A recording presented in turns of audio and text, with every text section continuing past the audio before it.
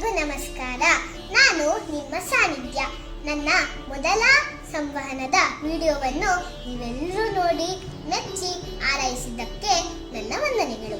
ನಿಮ್ಮೆಲ್ಲರ ಆರೈಕೆ ಸದಾ ನನ್ನ ಮೇಲಿರಲಿ ಅಂತ ಹೇಳ್ತಾ ನನ್ನ ಎರಡನೆಯ ಸಂವಹನಕ್ಕೆ ಹೋಗ್ತಾ ಇದ್ದೀನಿ.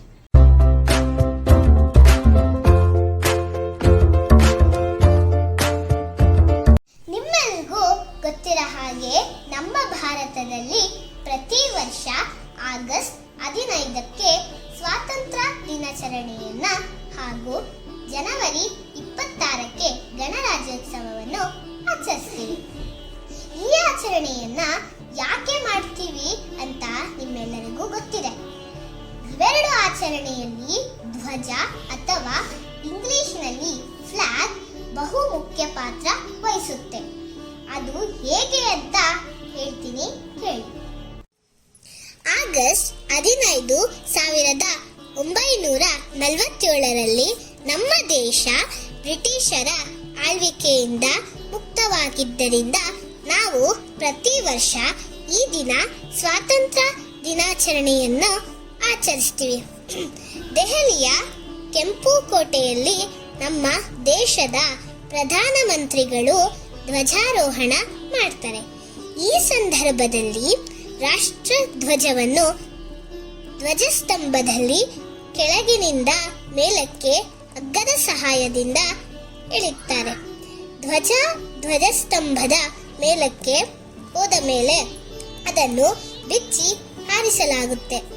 ಇದಕ್ಕೆ ನಾವು ಧ್ವಜಾರೋಹಣ ಅಥವಾ ಫ್ಲಾಗ್ ಹಾಸ್ಟಿಂಗ್ ಅಂತ ಕರಿತೀವಿ. ಮತ್ತೊಂದೆಡೆ ಜನವರಿ 26, 1950ರಲ್ಲಿ ನಮ್ಮ ಭಾರತ ದೇಶವು ಗಣರಾಜ್ಯವಾದ ದಿನ.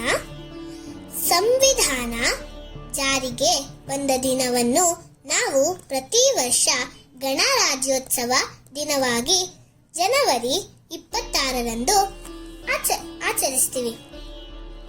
ದೆಹಲಿಯ ಕರ್ತವ್ಯ ಪಥದಲ್ಲಿ ನಡೆಯುವ ಈ ದಿನಾಚರಣೆಯಲ್ಲಿ ನಮ್ಮ ದೇಶದ ರಾಷ್ಟ್ರಪತಿಗಳು ಧ್ವಜ ಅನಾವರಣ ಮಾಡ್ತಾರೆ.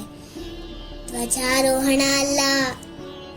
ಅದು ಹೇಗೆ ಅಂದ್ರೆ ನಮ್ಮ ರಾಷ್ಟ್ರ ಧ್ವಜವನ್ನು ಧ್ವಜಸ್ತಂಭದ ಮೇಲ್ಭಾಗಕ್ಕೆ ಕಟ್ಟಿ ನಂತರ ಅದನ್ನು ಬಿಚ್ಚಿ ಹಾರಿಸಲಾಗುತ್ತೆ. ಇದಕ್ಕೆ ನಾವು ಧ್ವಜ ಅನಾವರಣ ಅಂತ ಹೇಳ್ತೀವಿ. ಇಂಗ್ಲಿಷಿನಲ್ಲಿ ಇದಕ್ಕೆ ಫ್ಲಾಗ್ ಅನ್ಫರ್ಲಿಂಗ್ ಅಂತ ಹೇಳ್ತೀವಿ. ನೋಡಿದ್ರಲ್ವಾ, ಈ ದಿನಾಚರಣೆಗಳಲ್ಲಿ ನಾವು ಧ್ವಜ ಹೇಗೆ ಹಾರಿಸಬೇಕು, ಧ್ವಜ ಹಾರಿಸುವ ವಿಧಾನದಲ್ಲಿ ಎಷ್ಟು ವ್ಯತ್ಯಾಸ ಇದೆ ಅಲ್ವಾ? ಹೀಗೆ ಮುಂದಿನ ವಿಡಿಯೋನಲ್ಲಿ ಇನ್ನೊಂದು ಪುಟ್ಟ ಸ್ವಾರಸ್ಯಕರ ವಿಷಯದ ಬಗ್ಗೆ ಹೇಳ್ತೀನಿ. ನಿಮಗೆ ನನ್ನ ಈ ವಿಡಿಯೋ ಇಷ್ಟ ಆಯಿತು ಅಂದರೆ ಸಬ್ಸ್ಕ್ರೈಬ್ ಹಾಗೂ ಶೇರ್ ಮಾಡಿ. ನಮಸ್ಕಾರ. ಜೈ ಭಾರತ್.